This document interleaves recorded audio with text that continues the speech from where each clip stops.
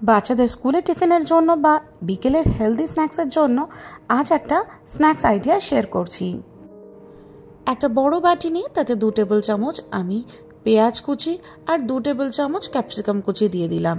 দিয়ে দিচ্ছি ছোট 1 বাটি পনির। পিৎজা সিজনিং দিয়ে দিচ্ছি 1/2 চা চামচ মতো, আর দিয়ে দিচ্ছি চিলি ফ্লেক্স। এটা অবশ্যই স্বাদ মতো। আর 3 টেবিল চামচ মতো আমি গ্রেটেড চিজ দিয়ে দিলাম। আর 1 টেবিল চামচ পিৎজা সস দিয়ে সবটা ভালো করে মিক্স করে নিচ্ছি। আজ বানাচ্ছি পনির পিৎজা স্যান্ডউইচ, আর তার স্টাফিংটা আমাদের রেডি হয়ে গেছে। এবার একটা ব্রেড নিয়ে নিচ্ছি, তার উপরে এই স্টাফিংটা ভালো করে স্প্রেড করে দেব।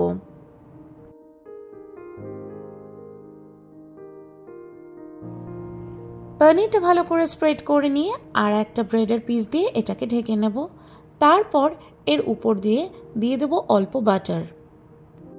ভিতরে যেহেতু চিজ রয়েছে সেই কারণে আমি আর ভিতর দিকে বাটার দিলাম না। এবার একটা তাওয়া গরম করে নিয়ে এটা সেঁকে নিতে হবে।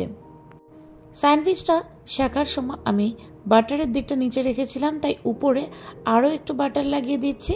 আর তার উপরে দিয়ে দেবো পিৎজা সিজনিং আর চিলি ফ্লেক্সে মিক্স করে একটুখানি ছড়িয়ে।